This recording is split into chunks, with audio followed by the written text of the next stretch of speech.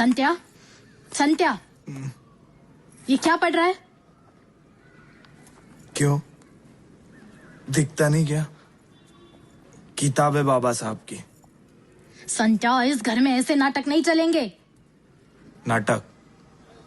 नाटक नहीं है, किताब है। और इस घर में क्यों नहीं चलेगा?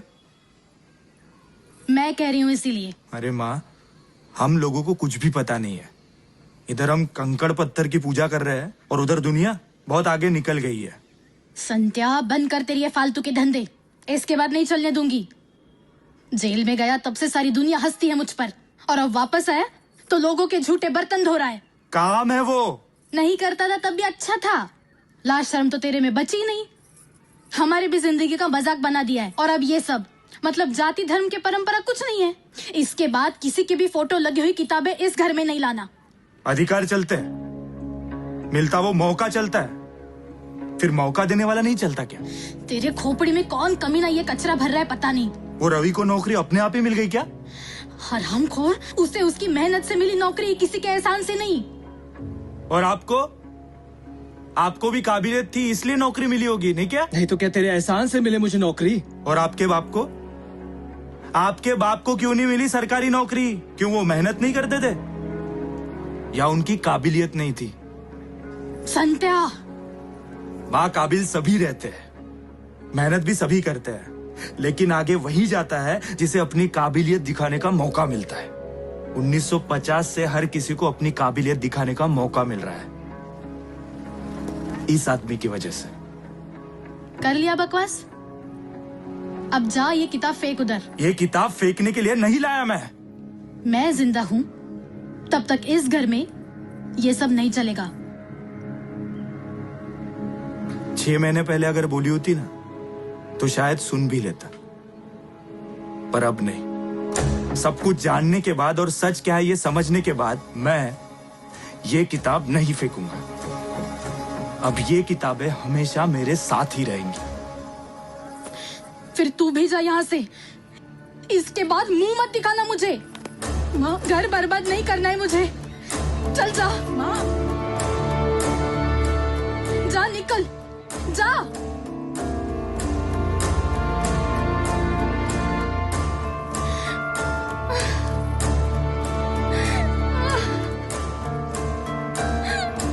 ए माँ, रोक लेना उसको। संत्या, वापस आ।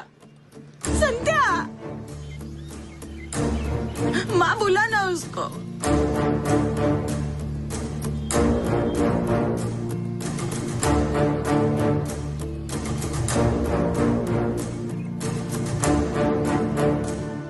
मनीषा, तुझे पढ़ने को मिला ना?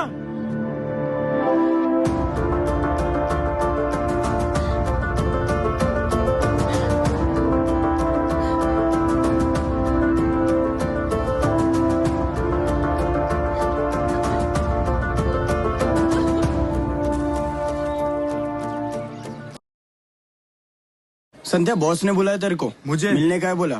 किस लिए? कुछ बताया नहीं, बोला लेकर आओ। लेकर आओ? ए छोटू, बैठ इधर। उस दिन रॉयल क्लब की पार्टी में गया था, कैटरर के बारे में पूछा तो उन्होंने तुम्हारा नाम बताया। हाँ सर, रॉयल क्लब का ऑर्डर मैं ही मारता हूँ। कैटरिंग कब से कर रहे हो? हुआ होगा 1-1.5 साल। और कितने साल करना है? रेस्टोरेंट में बर्तन धोने से काम शुरू किया है साहब। आज रॉयल क्लब में महीने के 4 ऑर्डर मारता हूँ। अपने को रुकने का नहीं है साहब, और कभी रुका भी नहीं। और वैसे भी बाबा साहब तो कहते ही है कि लो एम इज क्राइम। इसलिए मैं भी छोटी सोच नहीं रखता साहब। मुझे अपना खुद का बहुत बड़ा रेस्टोरेंट शुरू करना है। राजकुमार को अंदर भेजो। Okay sir. रेस्टोरेंट कैसे चलता है पता है? रेस्टोरेंट के हर एक कोने में क्या क्या काम चलता है सब पता है साहब। एक बड़े रेस्टोरेंट में काम भी किया है मैंने। हाँ, बस फर्क इतना है कि वो रेस्टोरेंट दूसरे का था।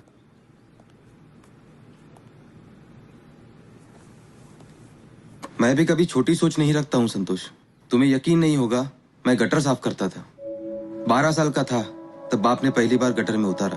20 साल का हुआ तब किसी ने बाबा साहब के बारे में बताया। फिर जो मिला वो पढ़ता रहा, बाबा साहब, रैदास, फूले, पेरियार। तब समझा कि नसीब वसीब कुछ नहीं होता है, वो एक षड्यंत्र है। खूब पढ़ाई की, मेहनत की और आज ये इतनी बड़ी कंपनी है। ये राजकुमार पहले सरकारी अस्पताल में पेशेंट की मालिश किया करता था और आज इस कंपनी में मेरा पार्टनर है। हाँ, मैं भी जो कर पाया वो इन महामानव के विचारों की वजह से ही हो पाया है। अपना भी वैसा ही है सर। बाबा साहब के विचार पारस के जैसे हैं। बाबा साहब के विचारों को जो भी छू लेता है उसका जीवन सोने का हो जाता है। सच है। तो संतोष, तुम्हारा आत्मविश्वास पसंद आया, रेस्टोरेंट का प्लान बनाओ। प्लान तैयार है सर। रखो जोश कायम, अपना लक्ष्य होगा हासिल।